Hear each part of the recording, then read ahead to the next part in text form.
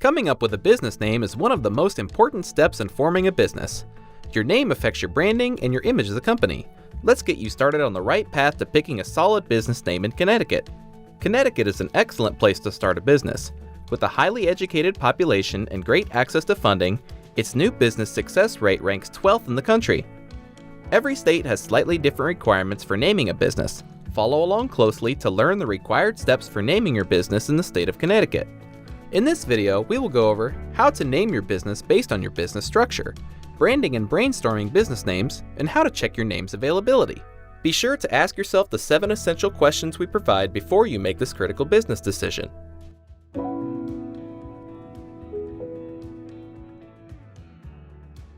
1. Choose a business structure. You'll need to determine your company's business structure before deciding a name, as different business structures have different naming requirements. There are formal business structures like LLCs and corporations, and informal business structures like sole proprietorships and general partnerships. In this first section, we'll talk about the naming requirements of each. Informal business structures. If you are operating under a sole proprietorship, your company must operate under the surname of the owner. In order to use a different name, the owner must file a DBA, or doing business as, also known as an assumed name, fictitious name, or trade name. General partnerships are similar to sole proprietorships, with the difference being that partnerships consist of 2 or more people. A general partnership's name must consist of the surnames of all the partners. Like a sole proprietorship, if you want to operate under a different name, you need to file for a DBA. LLC, or limited liability companies. If your company is an LLC, your name must include the phrase limited liability company, or one of its abbreviations, LLC or LLC, with a period in between each letter. Restricted words such as bank, attorney, law office, etc. may require additional paperwork and may also need a licensed professional to be part of the LLC. Your name cannot include words that could confuse your LLC with a government agency, such as FBI, Treasury, or State Department. Here are some state-specific requirements for Connecticut LLCs. Your name must not include any words that imply that the company is organized for anything other than its permitted purpose. Corporations. Here are some state-specific requirements for Connecticut corporations.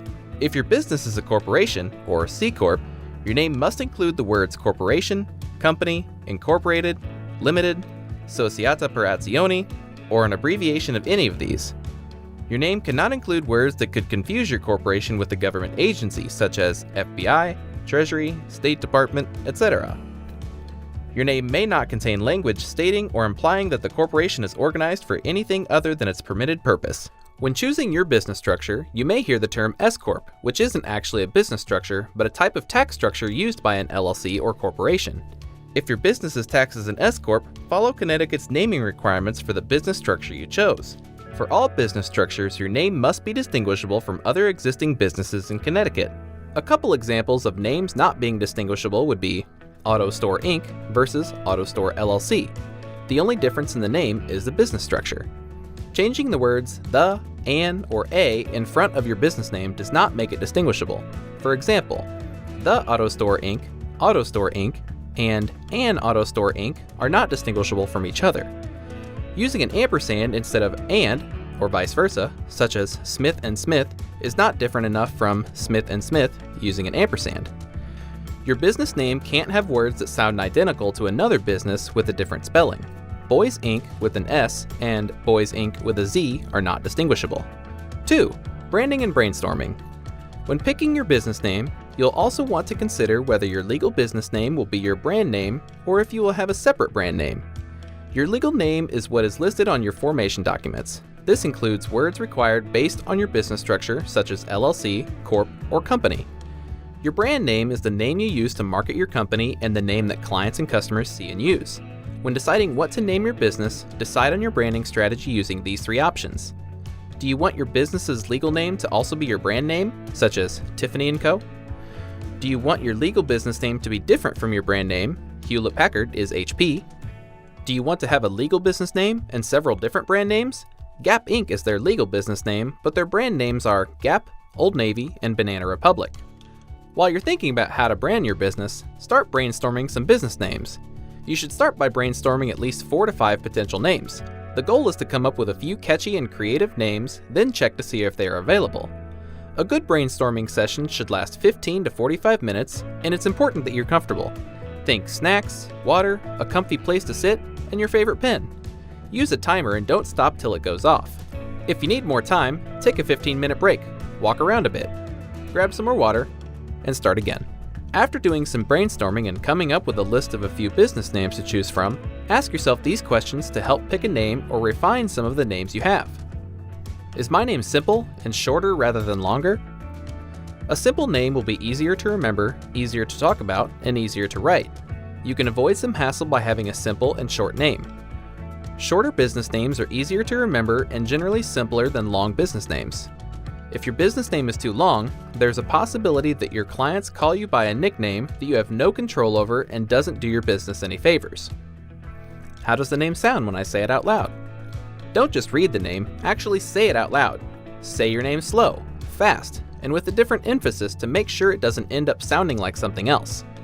Is it easy to pronounce, spell, and does the acronym look okay? Along the same lines as having a simple name, a business name will be more memorable if it's easy to pronounce and spell. Another important thing to keep in mind is if the acronym of your business ends up spelling something. You don't want to choose a name for your business only to find out the first letter of each word spells out flop. Did I include a geographical location in my name? By including a location in your name, you may limit your business and growth potential. Customers in other states may not consider contacting you if they think you are only trying to do business in a specific location. How does the name compare to other businesses in the industry? Look at your potential competitors' names. Does there seem to be a format that other businesses in the industry follow when naming their businesses? Does your name stand out in a bad way? You want a name that's unique and grabs attention, but not one that will make you seem unprofessional compared to other companies. Did I avoid trends? Naming your business based on trends might give you a small boost in initial customers, but you'll end up dating your business when the trend fades away.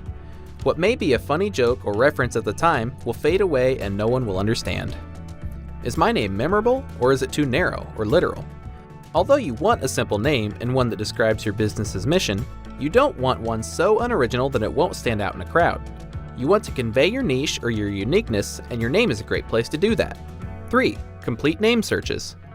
Once you've narrowed down to just a few names, you'll want to check to make sure the names are available. The first and most important search is Connecticut's business database. If the name is not available, you'll have to adjust your name or use a different one. We provide instructions to search your business name in Connecticut on howtostartanllc.com, linked below. Searching is free. To learn more, visit Connecticut naming guides linked in the description below. After confirming your name is available in Connecticut, we recommend doing a domain search to see if the name is available as a URL. Even if you don't plan on making a website today, we recommend buying your domain in order to prevent others from acquiring it. Next, do a quick search on the U.S. Trademark Electronic Search System and see whether someone has already trademarked your name.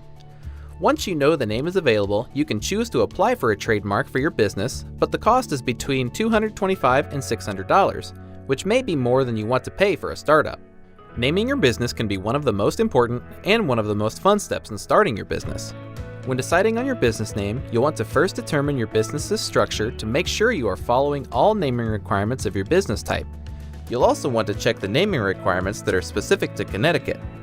Think about your branding, how your name will affect your brand, and if you want to have a separate brand name from your business's legal name. After brainstorming some ideas, you'll want to check and see if they are available in your state, and do a quick web search to see if they are available as a web domain.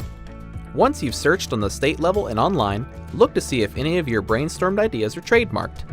Now you know all the steps to name your business. For a more detailed guide, visit our website at howtostartanllc.com. Give the video a like if you found it useful, and subscribe if you'd like to see more. And if you have questions or encounter any roadblocks, leave a comment below. Good luck in starting your small business.